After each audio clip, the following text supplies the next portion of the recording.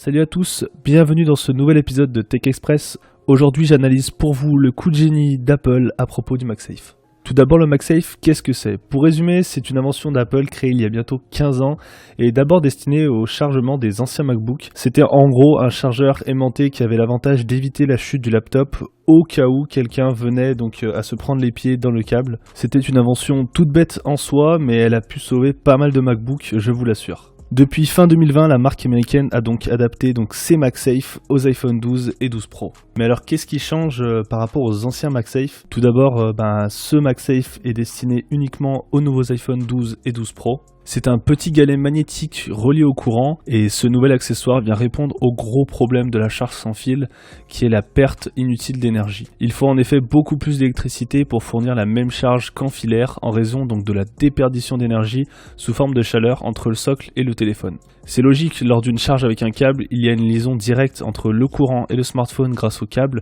et la charge est donc parfaite. Or avec un socle, c'est tout le support qui est alimenté, alors que votre smartphone n'en couvre qu'une partie. Apple a donc résolu le souci de la déperdition d'énergie et de la charge imparfaite grâce à des aimants, mais au-delà des deux soucis énumérés, l'entreprise s'est appropriée une norme de charge sans fil grâce à MagSafe.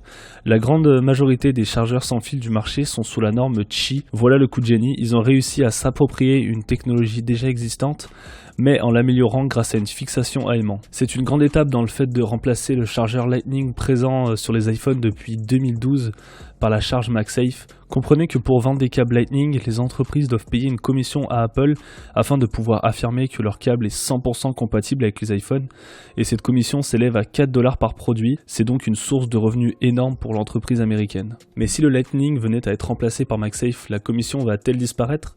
Bien sûr que non, parce qu'Apple va profiter de cette évolution pour imposer une nouvelle commission pour les fabricants de chargeurs et d'accessoires MagSafe. Ils vont réussir à s'apporter des bénéfices colossaux sur une technologie qui ne leur appartient pas, grâce à la certification MagSafe pour les fabricants tiers. Mais en plus des chargeurs MagSafe, on peut ajouter à la liste d'accessoires des porte-cartes, des batteries externes à fixer directement au dos de son iPhone, ou bien alors des socles de charge comme la marque Belkin propose depuis peu, et bien plus encore, les possibilités sont quasi infinies, bien plus qu'avec le Lightning. Passons maintenant au côté écologique. Vous n'êtes pas sans savoir qu'Apple est très attaché donc à l'environnement, et ça tombe bien car selon le média spécialisé OneZero, une charge complète sur un dispositif sans fil consomme 47% d'électricité de plus qu'avec un câble. Ça équivaut à laisser une ampoule LED allumée pendant quelques heures. Imaginez ça à l'échelle du monde, c'est une consommation électrique inutile énorme. C'est encore un argument pour Apple afin de démocratiser MagSafe, promettant quasi aucune perte d'énergie et une charge parfaite. En suivant cette logique, on sait qu'une charge MagSafe permet de charger son iPhone bien plus rapidement qu'avec un chargeur sans fil Qi basique. Petit point vis-à-vis de la charge MagSafe avec une coque, c'est possible, des coques spéciales MagSafe sont disponibles afin de permettre une charge parfaite avec l'accessoire. Néanmoins, avec des coques classiques, la charge peut être altérée ou tout simplement impossible selon l'épaisseur de la protection.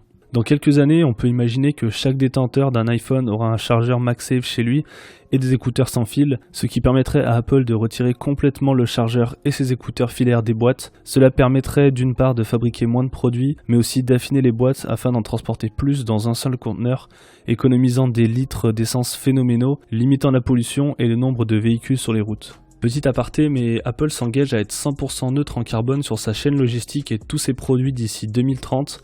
Depuis 2018, tous les Apple Store, bureaux et data centers de l'entreprise fonctionnent à 100% à l'énergie renouvelable. Comprenez par là que lorsque vous demandez une requête à Siri, que vous appelez en FaceTime ou que vous envoyez un iMessage, cela n'impacte pas ou très peu l'environnement. Pour finir sur ce point, les nouveaux produits de la firme comme l'Apple Watch ou les MacBooks sont construits en aluminium 100% recyclé.